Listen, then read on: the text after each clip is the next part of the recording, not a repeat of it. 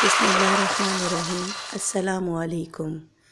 तमाम सुनने वालों को खुश आमदीद मेरे चैनल सच्ची आप बीती पर। तो जिन दोस्तों ने अभी तक मेरे चैनल सच्ची आप बीती को सब्सक्राइब नहीं किया है वो इसे सब्सक्राइब करें और बेल के बटन को प्रेस करें ताकि आपको मिलती रहे आने वाली तमाम अपडेट। आज की जो सच्ची आप बीती मैं आप लोगों के साथ शेयर करने जा रही हूँ वो मुझे रावलपिंडी से हिफ्ज़ा नूर ने भेजी है। तो चलिए हिफ्ज़ा नूर की सच्ची आप बीती सुनते हैं। हिफ्ज़ा नूर बताती हैं कि ये वाक़या उनके अब्बू के साथ आज से तकरीबन 7-8 साल पहले पेश आया।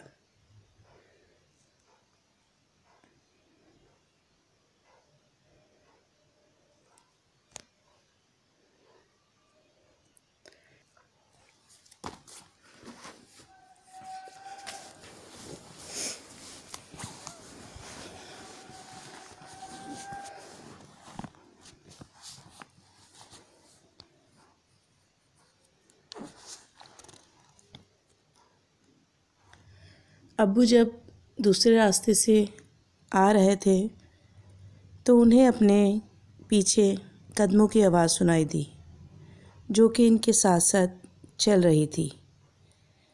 जब अब्बू ने पीछे मुड़कर देखा तो वहाँ कोई भी नहीं था।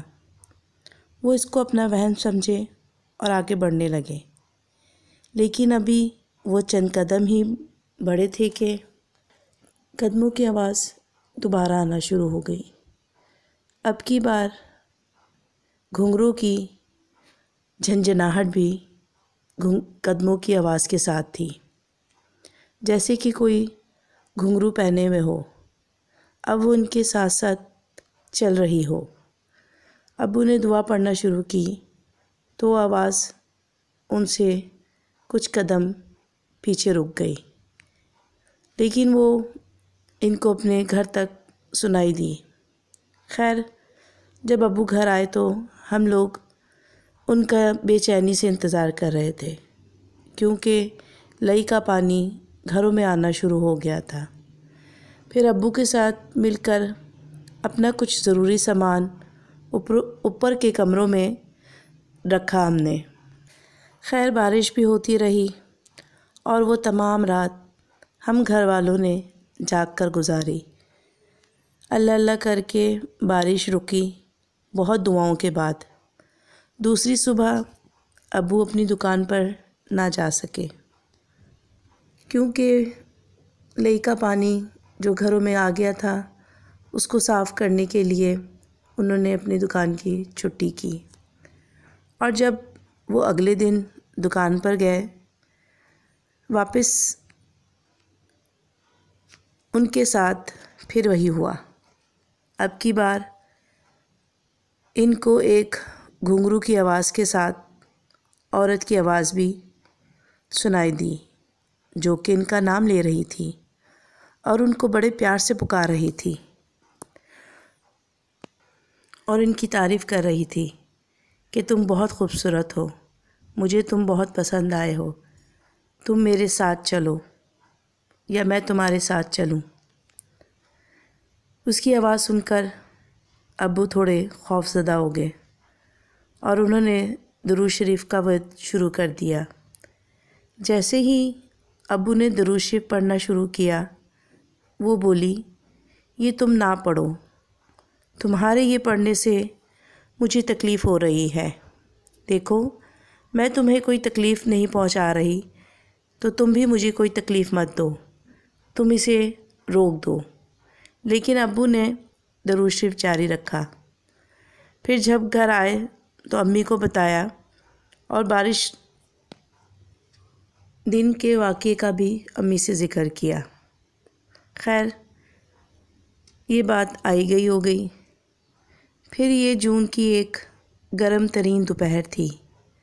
अब्बू दुकान पर बैठे हुए थे। एक औरत आती है जो कि बहुत ही हसीन थी। इसने सफ़ेद रंग का सूट पहना हुआ था। इसने अब्बू से बहुत से खिलौने ख़रीदे और चली गई।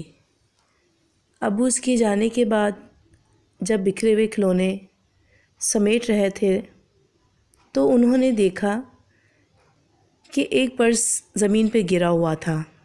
अब्बू ने जब इसको उठाया और खोला तो वो पर्स नोटों से भरा हुआ था। अब्बू सोचने लगे ये किसका है। फिर उन्हें ख़्याल आया कि जो अभी औरत गई है इसी का लग रहा है, क्योंकि आखिर में वो औरत ही आई थी, उसी का ही गिरा होगा। खैर अब्बू ने वो पर्स अपने दराज में रख लिया कि वो आएगी तो ले जाएगी। फिर कुछ दिन गुज़र गए, वो ना आई, लेकिन अब्बू ने उसकी अमानत को संभाल कर एक साइड पे रखा। फिर 1 महीने के बाद वो औरत फिर आई। आज भी उसने सफ़ेद रंग का ही सूट पहना हुआ था। उसको देखकर अब्बू ने उनको वो पर्स दिया कि ये आप जब आई थी तो शायद यहीं गिर गया, जिसको उसने शुक्रिया के साथ लिया। और आज भी उसने बहुत से खिलौने लिए। एक गाड़ी अब्बू ने चलाने के लिए चाबी भरी और नीचे रख दी। गाड़ी चली तो अब्बू की नज़रें उस औरत के पाँव पर पड़ी, जिसको देखकर अब्बू को खौफ आया, क्योंकि उसके पाँव उल्टे थे। वो एक नॉर्मल औरत नहीं थी, वो पिछल पैरी थी। अब्बू ने कुछ देर तो अपने आप को नॉर्मल किया कि मैं खौफज़दा नहीं होऊंगा। अगर मैं खौफज़दा हो गया तो कहीं ये मुझे कोई नुकसान ना पहुंचाए। मेरे अब्बू बहुत दिलेर, बहुत बहादुर थे। खैर वो नीचे से गाड़ी उठाकर उठे हैं और उन्होंने अपने चेहरे पे किसी किस्म का कोई खौफ ज़ाहिर नहीं किया उस औरत को। और फिर अब्बू ने उसके ख़रीदे हुए खिलौने पैक किए और उसने अब्बू को जब रकम दी, अब्बू मुड़ के दराज में से उसको बकाया रकम देने लगे हैं। जब वापस मुड़े हैं तो उस औरत का दुकान में नामो निशान नहीं था और अब्बू फ़ौरन दुकान से बाहर आए हैं उसको देखने के लिए, लेकिन पूरी सड़क सन्नाटे में थी। वो औरत वहाँ पर मौजूद नहीं थी। अब्बू ने दिल में अल्लाह पाक का शुक्र अदा किया कि अल्लाह ताला उस औरत ने मुझे कोई जानी नुकसान नहीं पहुँचाया। और फिर अब्बू दुकान पर वापस आए और उनके भाई की शॉप भी उसी मार्केट में थी।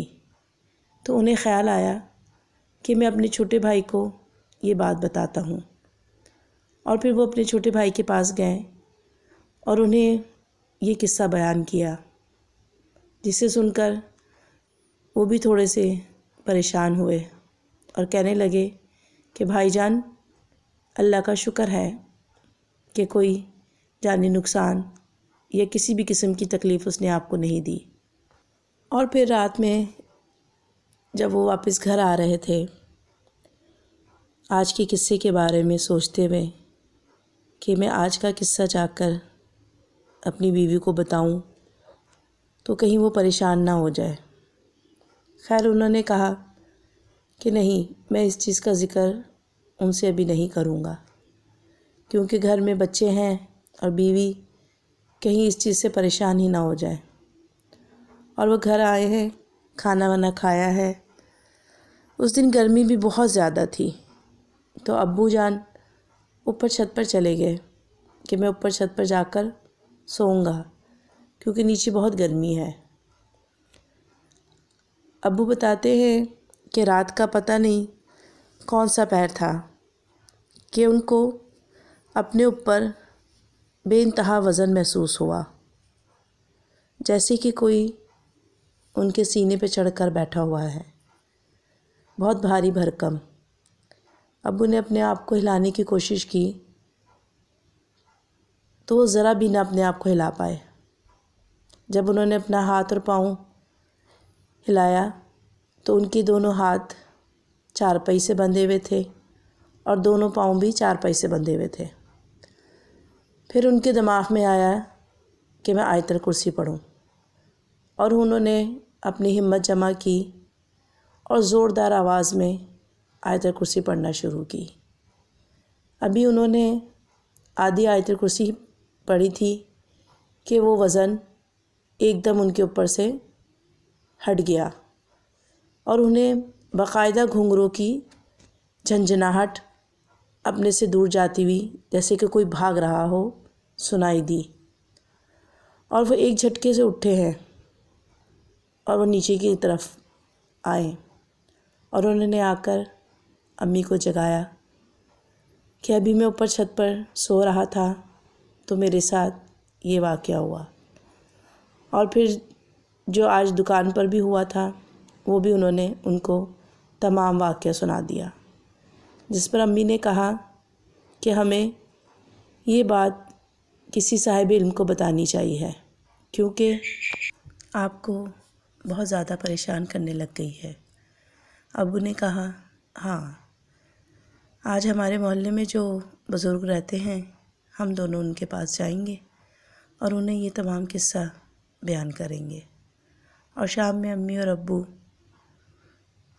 उन बुज़ुर्ग के पास गए और उन्हें सारा किस्सा बयान किया तो उन्होंने हिसाब लगाया और उन्होंने अब्बू को बताया कि ये जो पिच्छल पैरी है ये आपके पीछे अभी नहीं ज़मानों से है, लेकिन वो ज़ाहिर अब आप के ऊपर हुई है।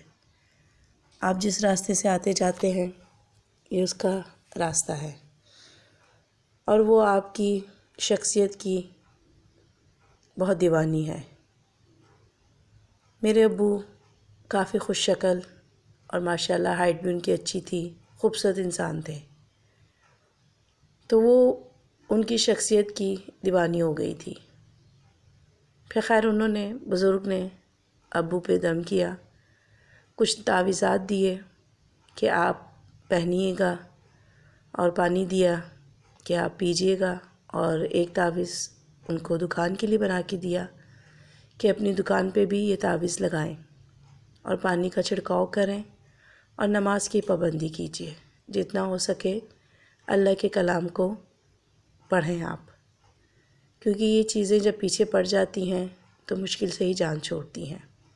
खैर अम्मी अब्बू घर आ गए और फिर अब्बू ने इसी तरह किया, नमाज की पाबंदी की और वो तावीज़ात जो उन्होंने दिए थे वो अब्बू ने पहना, दुकान में भी लगाया और पानी का भी छिड़काव दुकान पे भी करते थे और पीते थे।